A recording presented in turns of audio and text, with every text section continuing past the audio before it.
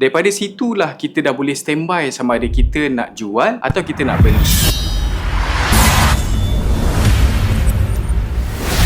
Hi, welcome to our YouTube channel. So hari ni saya nak share dengan korang tentang pentingnya fundamental. Sebenarnya fundamental ni sangat memberi sumbangan kepada kita punya strategi dan juga pengurusan risiko dalam trading. Sebab apa? Bila kita faham tentang fundamental ni sebenarnya adalah asas pergerakan ekonomi dalam sesebuah negara. Sebagai contoh ya, bila kita dalam industri trading ni, selain daripada technical analysis, kita kena utamakan fundamental analysis. Sebab sebagai contoh, untuk kita tengok sesebuah pairs ataupun sesebuah currency itu bergerak rapidly ke atas ataupun rapidly ke bawah berdasarkan fundamental tersebut. Bila dekat dalam fundamental ni, kita boleh refer dengan news-news yang ada seperti GDP, CPI, NFP. Sebab daripada situ, kalau you guys perhati, apabila interest rate naik, sesebuah currency tu akan jadi lebih kuat. Okay? Dan apabila kita tahu currency tu lebih kuat, maka lebih mudah untuk kita susun strategi kita, sama ada kita nak teruskan kita punya position tu ataupun sama ada kita nak cut kita punya position. Dia dengar agak kompleks, tapi sebenarnya fundamental ni lah contribution utama dalam setiap investment, tak kisahlah daripada sudut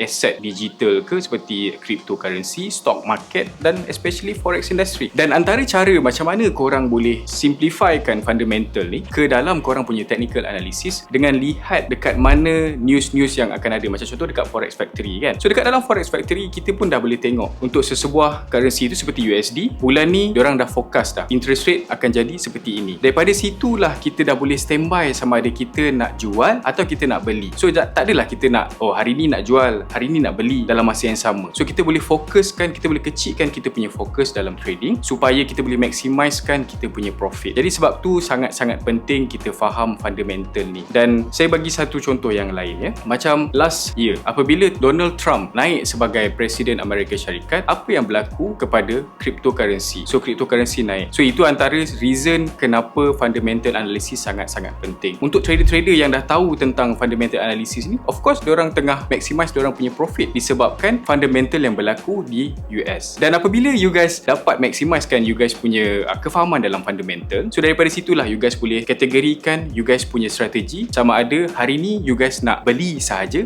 ataupun you guys nak jual sahaja. So you guys boleh cut ataupun elakkan distraction daripada society dekat luar, sama ada you guys kena buy and sell dalam masa yang sama. Okay? So jadi andai kata you guys dapat something daripada kita punya sharing, so jangan lupa untuk like, subscribe, share dan juga tekan button loceng dekat bawah. Sehingga berjumpa lagi.